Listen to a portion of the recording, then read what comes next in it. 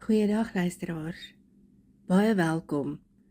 Ek wil vandag met julle gesels oor die tema geroep soos jy is. En die boodskap vandag is dat God roep nie die regtes uit nie. Hy roep die gewondes, die twyfelaars en die gewilliges. En die teksgedeelte waaruit ek wil gesels is Rigter 6, vers 11 tot 16. Luisteraars, wanneer ons vandag oor God se roeping praat, het baie van ons 'n sekere prentjie in ons kop. Ons dink maklik aan daardie groot oomblikke, oorwinnings, geloofshoogtepunte, geestelike entoesiasme, tye wanneer alles reg voel en dinge in plek is. Ons dink God roep mense wanneer hulle geloof sterk is, en wanneer hulle seker is, en wanneer hulle gereed voel. Maar die Bybelse storie vertel vir ons iets heeltemal anders. As 'n mens kyk na die boek van Rigters en jy blaai bietjie daardeur, dan tref dieselfde refrein jou oor en oor. Dit is amper soos 'n hartseer lied wat aanhou herhaal. Die Israeliete het gedoen wat verkeerd is in die oë van die Here. Elke keer as hierdie sin verskyn, dan weet ons, dinge is besig om skeef te loop. En nie net 'n bietjie skeef nie, erg skeef. Dit was 'n tyd van geestelike verval. God is nie meer sentraal nie. Die volk het begin leef soos die nasies rondom hulle. Hulle bid ander gode. Hulle vertrou ander magte. Hulle het nie God doelbewus verwerp nie. Hulle het hom eenvoudig net een kant toe geskuif. En die gevolg? Armoede, vrees, onderdanigheid, onsekerheid. Die Midianiete kom en stroop die land kaal. Al wat die Israeliete saai, word gesteel. Wat hulle opbou, word afgebreek. Hulle verloor hulle bestaansruimte, hulle veiligheid, hulle hoop. Die Bybel sê selfs mense moes wegkruip in grotte en berge net om te kan oorleef. Dit is die wêreld waarin Gideon leef. Nie 'n wêreld van geestelike opwekking nie. Nie 'n wêreld van sterk leierskap en waar geloof maklik is nie. Gideon word geroep in 'n tyd van nasionale en persoonlike wanhoop. En dit is belangrik dat ons dit raak sien. God se roeping van Gideon kom nie toe Israel op sy sterkste is nie, maar toe Israel op sy swakste is. God kom nie eers na die krisis nie. Hy kom te midde in die krisis. En dit bring ons by 'n belangrike waarheid wat ons vandag mis.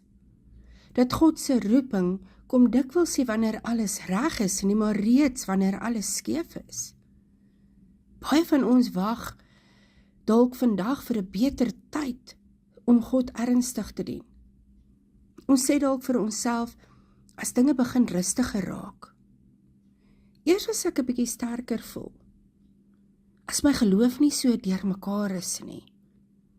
Eers as my omstandighede verander. Maar kyk na Rigters. As God sou wag dat dinge moes regkom voordat hy mense roep, sou hy byna niemand geroep het nie. God tree juis op wanneer mense nie antwoorde het nie.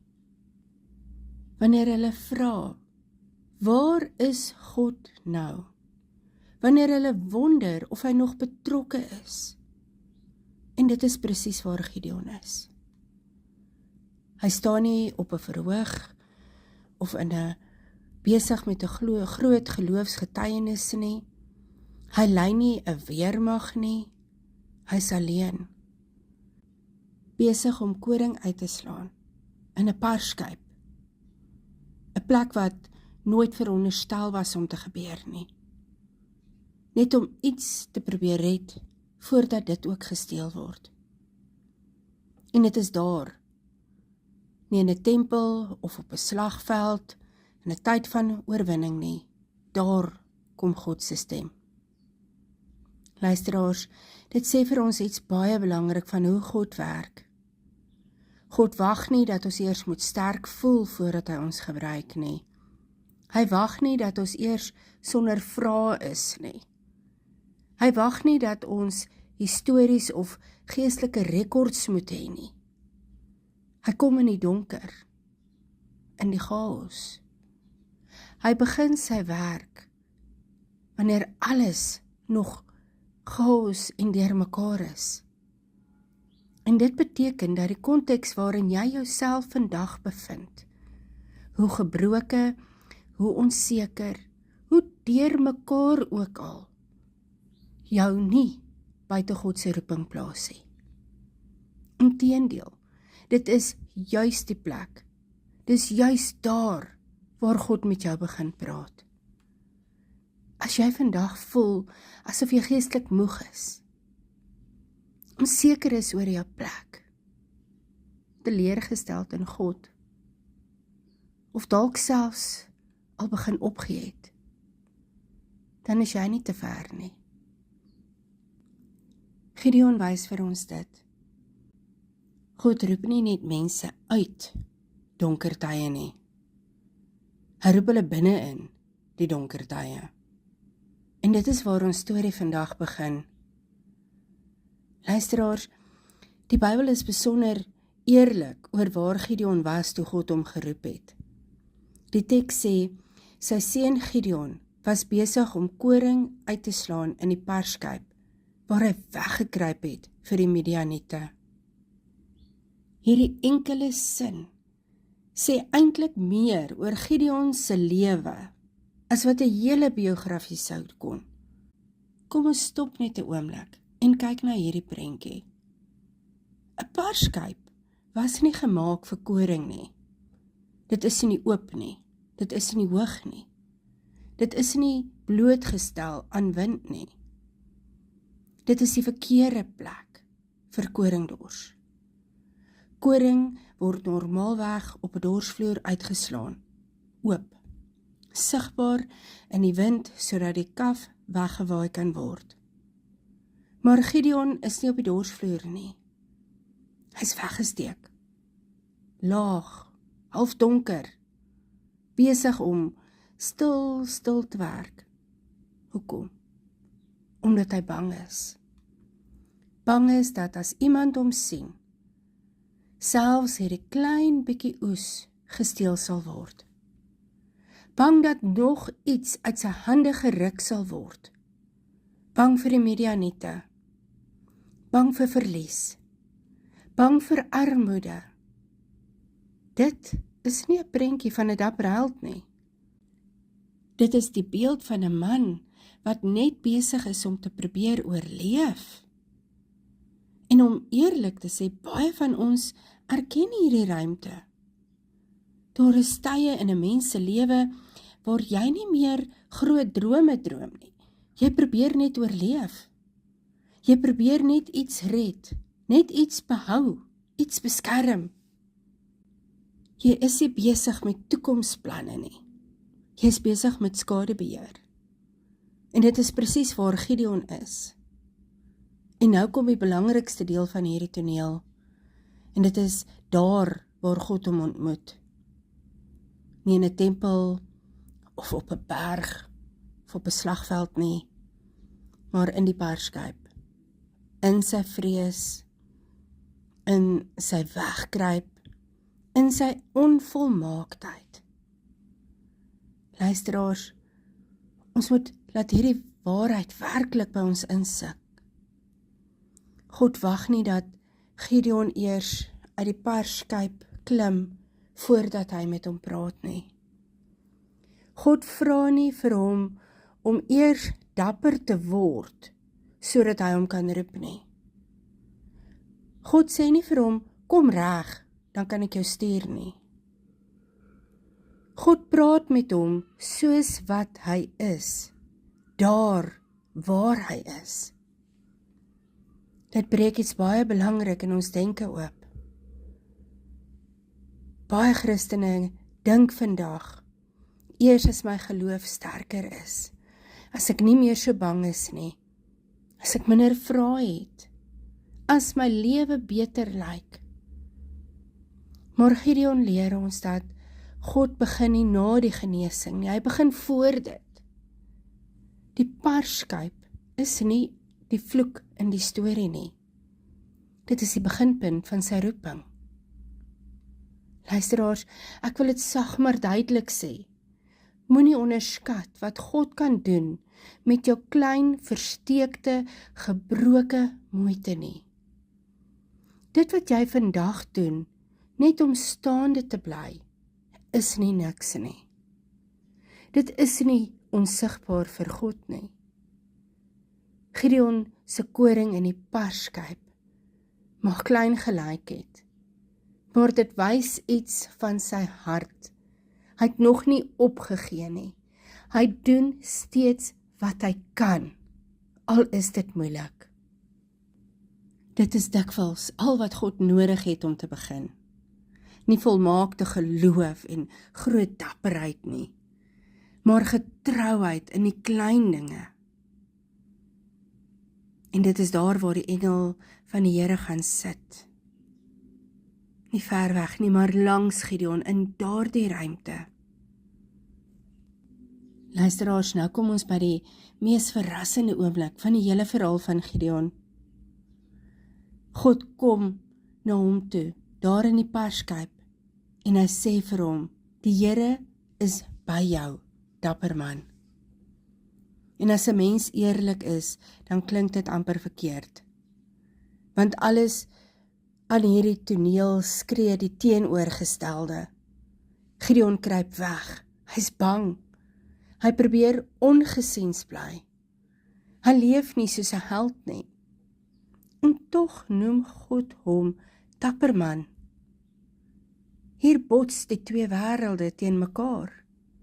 God se aanspraak teenoor Gideon se selfbeeld. En dit is 'n botsing wat elke geroepte mens op een of ander stadium beleef. Wanneer God vir Gideon dapper man noem, is hy nie naïef nie. Hy weet presies waar Gideon is. Hy sien die parskyp.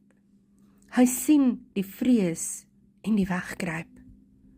Maar God definieer nie vir Gideon volgens sy huidige gedrag nie. Hy definieer hom volgens sy Godgegewe identiteit. God praat nie met wie Gideon dink hy is nie. God praat met wie Gideon onder God se hand kan word. En dit is 'n Bybelse patroon. Abraham word vader van baie nasies genoem, toe hy nog kinderloos is. Simon word Petrus die rots genoem, terwyl hy nog wankelrig en stikkend is. Jeremia sê ek is te jonk, en God sê ek stuur jou. God se roeping loop altyd voor ons selfvertroue uit. Luister mooi na Gideon se antwoord. Ekskuus meneer, maar as die Here by ons is, waarom kom al hierdie dinge oor ons? Gideon hoor amper nie eers die woord dapper nie. Hoekom? Omdat sy ervaring en God se woorde nie by mekaar pas nie. Hy dink heel waarskynlik dapper. As U regtig by ons is, hoekom lyk my lewe so? As God werklik hier is, hoekom voel ek so alleen? As God my raak sien, hoekom voel ek so gering? Gideon doen wat baie van ons doen. Hy gebruik sy omstandighede om God se woorde te beoordeel. In plaas daarvan om God se woorde toe te laat om sy omstandighede te herskryf. Dis belangrik om op te let dat God se eerste uitdaging in Gideon se lewe nie die Midianiete is nie, maar Gideon se selfpersepsie. Later sal God met 300 man 'n hele leer laat vlug. Maar eers moet hy een man se denke verander. God se grootste werk begin altyd binne-in 'n mens. Baie van ons verloor nie omdat die vyand sterk is nie, maar omdat ons onsself te klein sien. Ons sê, ek is nie goed genoeg nie. Ek is nie geestelik genoeg nie, ek is nie sterk genoeg nie. God bedoel hierdie seker vir iemand anders. En tog staan God dikwels reg voor ons en sê, die Here is by jou. Dis 'n verklaring van teenwoordigheid. God sê nie, jy's dapper nie, hy sê, ek is by jou. Die dapperheid lê nie in Gideon nie. Dit lê in God se teenwoordigheid by Gideon. Ons mis dit maklik. God se belangrikste woorde hier is, die Here is by jou. Dis die hart van die hele roeping in die Bybel. Moses vra, wie is ek? Die Here sê, ek sal by jou wees. Vir Joshua sê hy, wees sterk. Soos wat ek by Moses was, sal ek by jou wees. Jesus sê vir sy disippels, gaan, ek is by julle tot die einde. God gee selde verduideliking. Hy gee homself. Roeping is nie eerstens 'n taak nie. Roeping is eerstens 'n God met ons werklikheid. Luisteraars, hierdie deel van die verhaal begin iets persoonliks vra van ons. Nie, wat doen jy vir God nie? Maar wie sê God is jy? Want God roep jou voordat jy gereed voel. Hy noem jou voordat jy jouself so sien. Hy staan by jou voordat jy dapper optree. En dalk is dit vandag se uitnodiging om God se stem harder te laat praat as jou eie selfbeeld. Om te glo dat God jou sien nie net soos wat jy is nie, maar soos wat hy jou vorm. Ons gaan volgende week hierdie tema verder vat en gesels oor, gaan met die krag wat jy het. Ek stuur jou. Kom ons bid saam. Hemelse Vader, dankie dat U ons roep nie omdat ons sterk is nie, maar omdat U sterk is. Dankie dat U nie eers wag totdat ons volmaak is nie, maar dat U ons roep soos ons is, gebroke, bang, onseker, maar steeds die kinders. Soos Gideon in die perskuip kom ons dikwels na U toe met vrees en twyfel.